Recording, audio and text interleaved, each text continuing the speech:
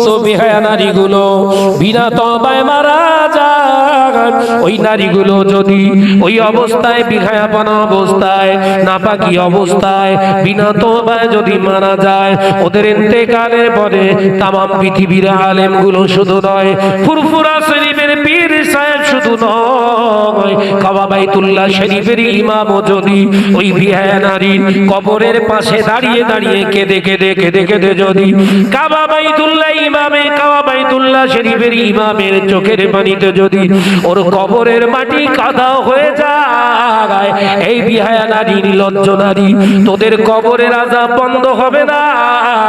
কারণ আল্লাহ নবী পাক জবানে জানিয়ে দিলেন, আল হায়াউ শুবাতুম মিনাল ঈমান, লজ্জা হলো ঈমানের একটি শাখা।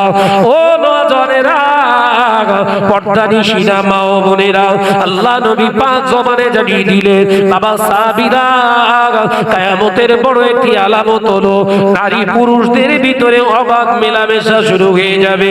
আমি নবী জানিয়ে দিলাম, এর কারণটা হলো লজ্জা উঠে যাওয়ার কারণে তারা অবৈধভাবে মেলামেশা করবে। প্রতিটা ঘরে ঘরে জিনা ব্যভিচার হবে, ঘরে ঘরে জিনা শুরু হয়েছে, হয়নি? ঘরে ঘরে জিনা ব্যভিচার শুরু হয়েছে না হয়নি? যে বউটার হাতে, যে মহিলাটার হাতে একটা অ্যান্ড্রয়েড সেট আছে, ওই পুরুষ, ওই নারীটা শুধু একটা পুরুষের সঙ্গে কথা বলে, এটা কোশ্চিনকালে বিশ্বাস করা যাবে না। কোন মহিলার যদি নগ্না চেহারা দেখি, তখন আর নেকি হচ্ছে না, কাবিরা গুনাহ। কি গুনাহ? জোরে বলেন। তাহলে আমি পুরুষ হয়ে যদি একটা বেগানা মহিলার নাগনা উলাঙ্গিনী চেহারা যদি আমি দেখে আমার জীবনে আমি যদি গুনাহ কাবিরা জোগাড় করতে পারি, একজন নারী ওই রকম বেগানা পুরুষের চেহারাটা দেখা তার জন্যও তো কাবিরা গুনাহ। আপনি ভাবতে পেরেছেন? আল্লাহ কোরআনে ওই জন্য বলেছেন, ওয়ালা তাকরাবুজ জিনা, খবরদার তোমরা জিনার ধারে কাছে যেও না। জিনা করা তো দূরের কথা, জিনা দেখাটাও, জিনা হচ্ছে এই কথাটা শোনাটাও তোমাদের জন্য নিষেধ। পৃথিবীর জমিনে তোমাদের জন্য জিনাকে আমি আল্লাহর তরফ থেকে হারাম করা হয়েছে, অবৈধ মেলামেশা। মেহরামান নওজওয়ানেরা, যুবকেরা, ছেলেরা, বাচ্চারা, পর্দানিশীনা মা ও বোনেরা, আলোচনা বোঝার চেষ্টা করুন। ও নওজওয়ানেরা, যুবকেরা, ছেলেরা, বাচ্চারা, পৃথিবীর জমিনে আল্লাহ নবী পাক জবানে জানিয়ে দিলেন, ও মাসাবিরা, আমি নবী জানিয়ে দিলাম, মান তাশাব্বাহা বিকওমিন ফাহুয়া মিনহুম, আমি রাসূলুল্লাহ জানিয়ে দিলাম, যে কওমের তোমরা অনুসরণ করবে, অনুকরণ করবে, কিয়ামতের কঠিন দিনে তাদের সঙ্গে তোমাদের হাসর নসিবি হয়ে যাবে।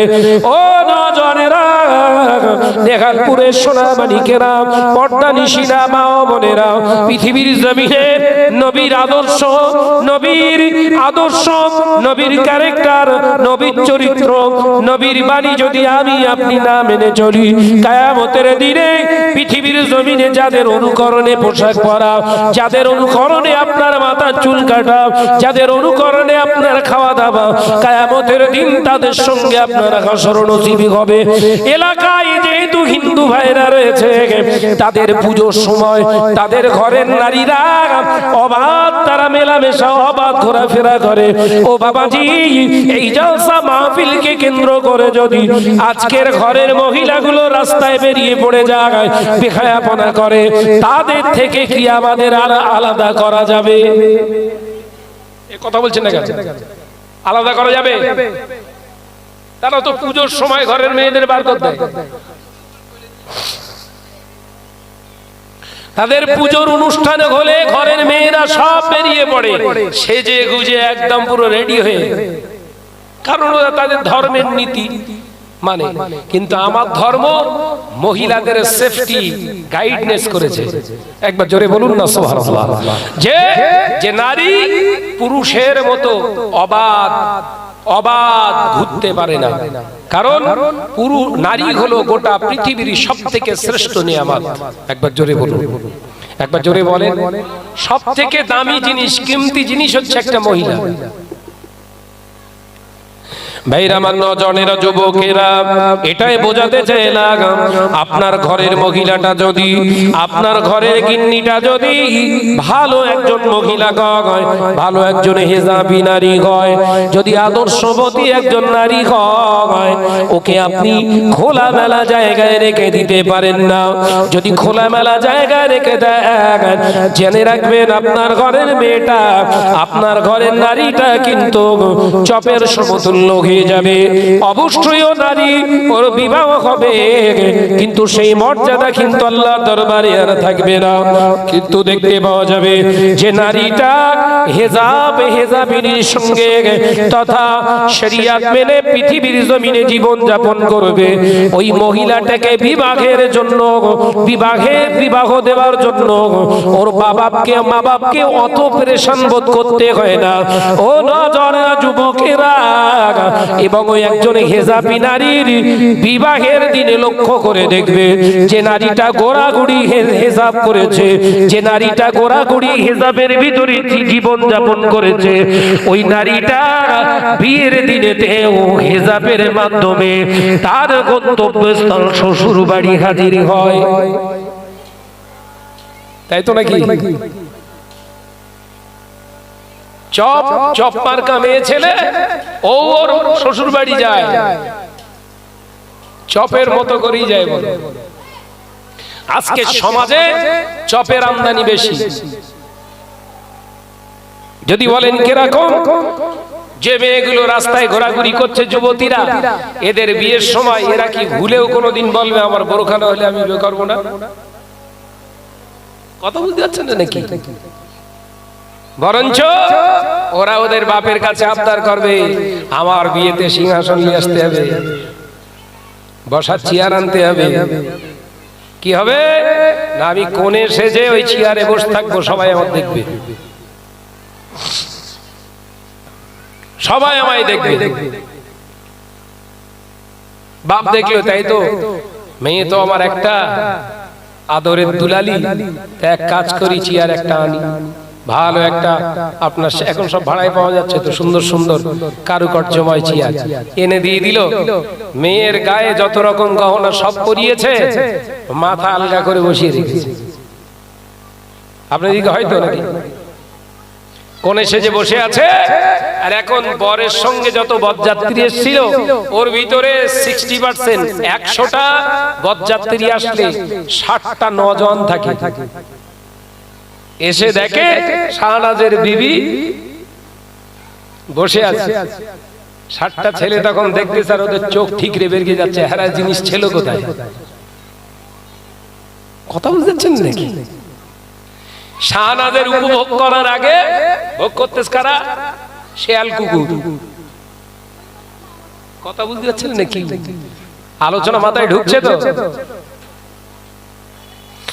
ভাইরা, নওজনেরা, যুবকেরা, এই অবস্থাতে জীবন যাপন করলে ওর পেটে যে কটা সন্তান হবে, ওইভাবে যদি ওর জীবন যাপন হয়, ওইভাবে যদি ওর স্বামীর সঙ্গে ঘর হয়ে যায়, ওর বাচ্চা আল্লাহ হয়তো দেবে। কিন্তু জেনে রাখবেন, শুনে রাখবেন, ওই মহিলার পেটে যে মহিলাগুলো বেহায়াপনা করে জীবন যাপন করেছে, কোনো পর্দার ধার ধারে না, ওই নারীর পেটে কখনো একটা হাফেজ, ওই নারীর পেটে কখনো একটা হাফেজে কোরআন কিংবা আলেমে দ্বীন আল্লাহ পাক পাঠাবেন না।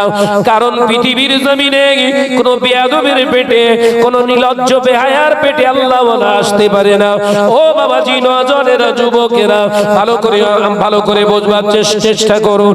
আল্লাহর নবীর পাগল হযরতে উম্মুল খায়র ফাতেমা আম্মা জান রাহমাতুল্লাহ আলাইহা, আল্লাহর মাহবুব বান্দি, যুবতী বয়সে নিজের মায়ের কাছে কোরআন তেলাওয়াত করতেন। বড় পীর সাহেব হুজুর রাহমাতুল্লাহ আলাইহির আম্মা জান উম্মুল খায়র ফাতেমা রাহমাতুল্লাহ আলাইহা আল্লাহর ইবাদত বান্দিগি করতেন। নওজোয়ান যুবতী বয়সে হুজুর আমার কাউকে চেহারা দেখাতেন না, সব সময় 5 ওয়াক্ত নামাজ আদায়ের সাথে সাথে প্রতি ওয়াক্তের কোরআন তেলাওয়াতটা তার জীবনে অবধারিত করেছিলেন। একবার জোরে বলুন সুবহানাল্লাহ। একটি উদাহরণ দিচ্ছি, ভালো করে বুঝে নেন। এলাকায় সব মহিলা আছে, আব্দুল কাদের জিলানী রহমাতুল্লাহ আলাইহি বড় বিশ্বাস হুজুরের আম্মা জানো একজন মহিলা আছে, কিন্তু ওই যুবতী মহিলা উম্মুল খায়ের ফাতেমাকে কেউ দেখতে পায় না। সে সময়ে বহু মহিলা এলাকায় আছে, কিন্তু উম্মুল খায়ের ফাতেমাকে কেউ দেখতে পারে না, চোখের সামনে তাকে কেউ দেখতে পায় না। কারণ তিনি হঠাৎ কারোর সামনে আসাটা জাহান্নামের কাজ বলে মনে করতেন। একবার জোরে বলুন না সুবহানাল্লাহ। গৌসুল আজম হযরত বড় পীর সাহেব হুজুর রাহমাতুল্লাহ আলাইহির আম্মা জান 5 ওয়াক্ত নামাজের সাথে সাথে কি করতেন?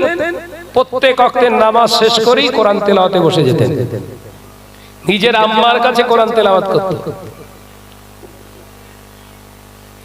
আমাদের মা ভাবিরা আজকে কোরআন শরীফ তেলাওয়াত করার সময় আছে? কথা বলছেন না কেন? আছে।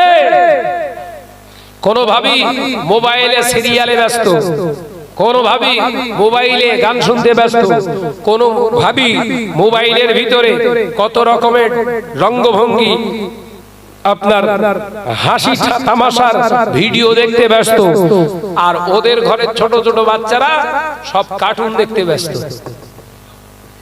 গাছ যেরকম ফল সেরকম। নারকেল গাছে আবার সুপারি হয় না? সুপারি গাছে নারকেল হয়।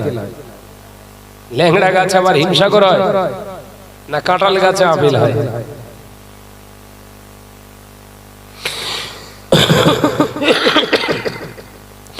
ও নওজোয়ানেরা, যুবকেরা, ছেলেরা, বাচ্চারা, পর্দানিশিনা মা ও বোনেরা, আল্লাহর ওলি গৌসুল আজম বড় পীর সাহেব হুজুর রাহমাতুল্লাহ আলাইহি হুজুর আমার আম্মা জানের ইতিহাসটা বর্ণনা করছি, ভালো করে বুঝুন।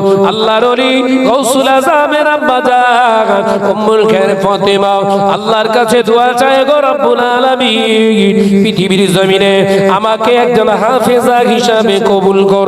প্রতিদিন কোরআন তেলাওয়াত করতেন, কোরআন তেলাওয়াতের এত পরিমাণে আসক্ত হয়ে গিয়েছিলেন, বাড়িতে শিক্ষা অর্জন করে 18 পারা কোরআন শরীফের হাফেজা হয়ে গিয়েছিলেন। জোরে বলুন সুবহানাল্লাহ। এত পরিমাণে কোরআন তেলাওয়াত করতেন, 18 পারা কোরআন শরীফের হাফেজা।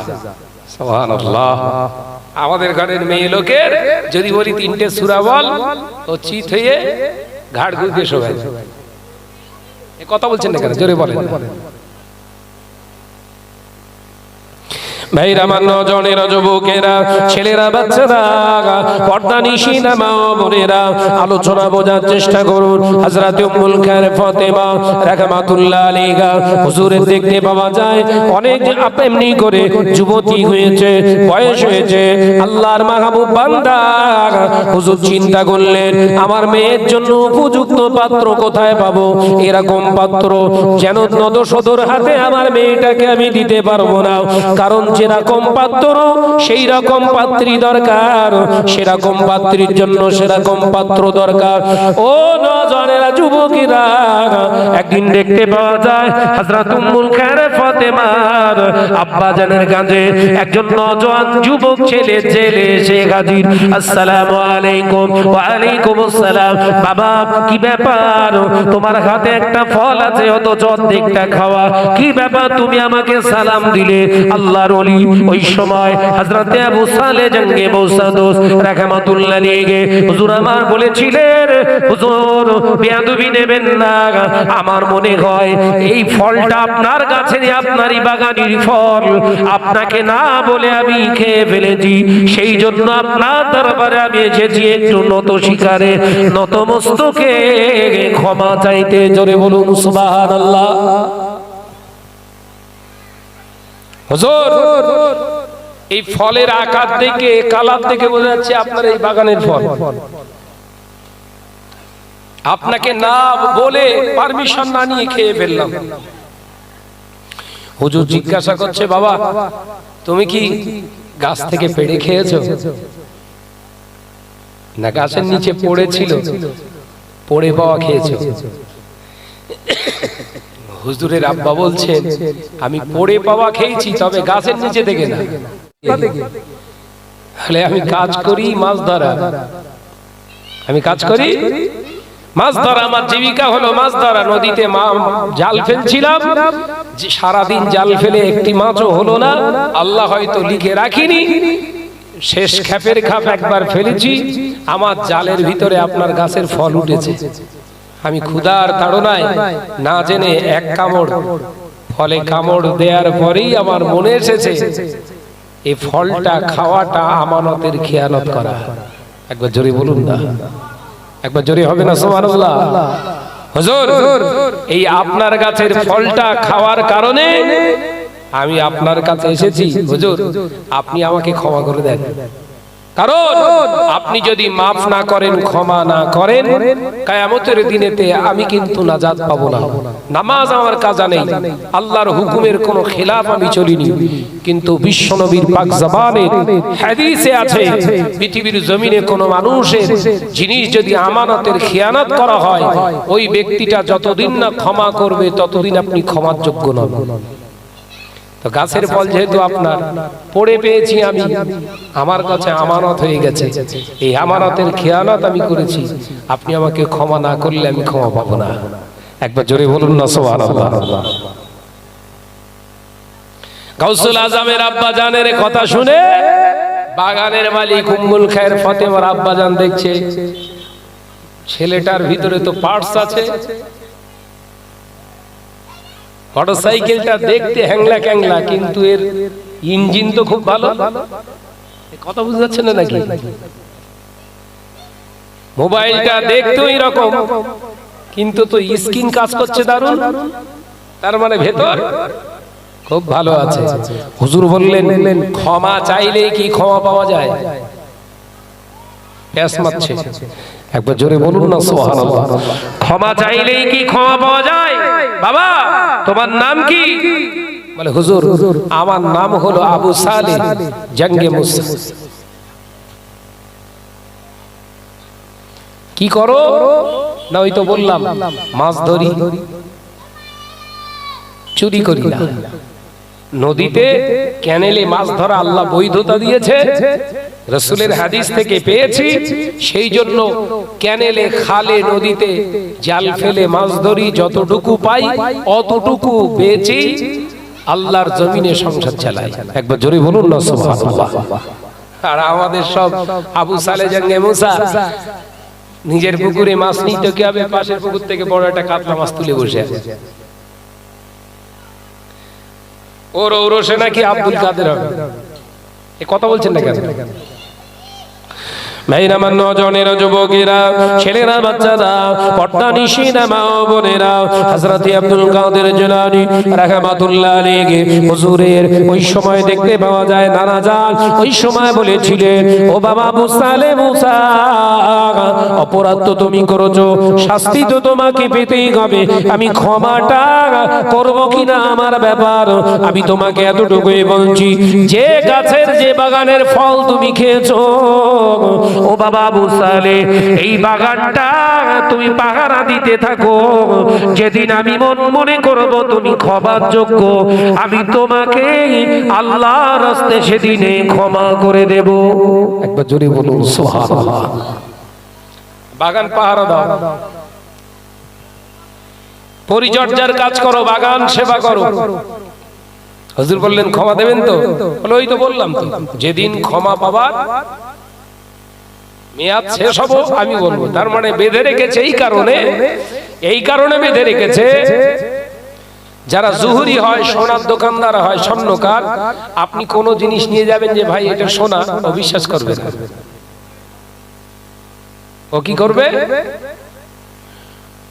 ওই টুকরাটা নিয়ে ওর কাছে যে ওই পাথর আছে, কি পাথর?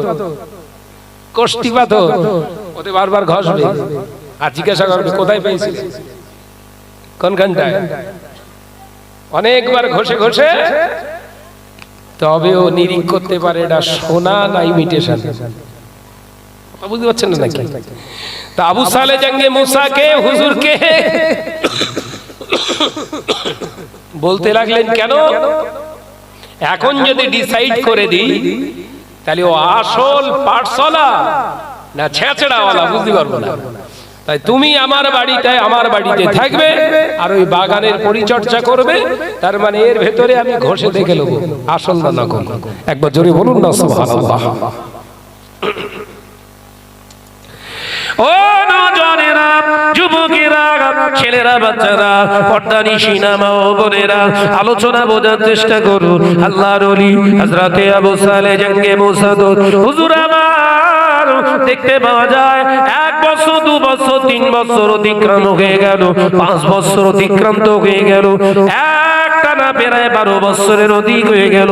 হঠাৎ একদিন দেখতে পাওয়া যায় আবু সালেহ জঙ্গে মুসাদ হুজুরকে ডাকলেন।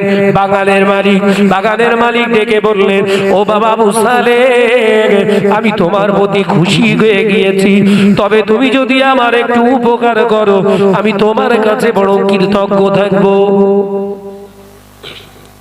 আমি তোমার প্রতি খুশি, কিন্তু তুমি আমার একটা উপকার করবা। হুজুর বলেন। তোমার ডিউটি শেষ, তোমাকে আর বাগান পাহারা দিতে হবে না, তোমাকে আমি আল্লাহর রাস্তায় ক্ষমা করে দেবো, আমার একটা উপকার করো তুমি। বাবা ছেলে, আমার বাড়িতে একটা আমার অন্ধ মেয়ে রয়েছে, আমার বাড়িতে একটা কালো গোরা মেয়ে আমার ঘরেতে আছে, আমার ঘরেতে একটা খোড়া মহিলা আছে, কালা মহিলা আছে, জবানে কথা বলতে পারে না, বোবা মহিলা। এরকম একটা আমার কন্যা আছে যার এই 4টে গুণের অভাব। অন্য নারীর থেকে এই নারীর 4টে জিনিস কম রয়েছে। দুনিয়ার সমাজের ঘোড়া মহিলার থেকে 4টে গুণ আমার মেয়ের ভিতরে কমি রয়েছে। নাম হলো উম্মুল খায়ের ফাতেমা। আমার ফাতেমার ভিতরে এই 4টে জিনিস কমি। ও বাবা আবু সালেহ জঙ্গে মুসাদ, তুমি কি আমার এই 4টে কমির অধিকারী একজন মহিলাকে তুমি আমার বিয়ে করবে? তুমি কি বিবাহ করে উপকারটা করবে? হযরতে আবু সালেহ জঙ্গে মুসা বললেন, হুজুর আপনি আগে বলুন আমার ওই ক্ষমাটা আপনি করে দেবেন কিনা? কিয়ামতের দিনে আপনি আমায় ধরবেন না তো? হুজুর আমার বললেন, না বাবা, আমি তোমাকে আর আল্লাহর দরবারে দোষী করে রাখতে চাই না, আমি তোমার প্রতি খুশি হয়ে গিয়েছি। ও বাবা আবু সালেহ জঙ্গে মুসা, বলো তুমি কি আমার কন্যাকে বিবাহ করবে? তুমি যদি আমার এই অন্ধ, তুমি যদি আমার এই কালো গোরা মহিলাটা, আমার মেয়ে উম্মুল খায়ের ফাতেমাকে যদি তুমি জীবন সঙ্গিনী বানাও, আমি বাপ হয়ে খুশি হয়ে তোমাকে 40টা বকরি উপহার দেব। জোরে বলুন সুবহানাল্লাহ।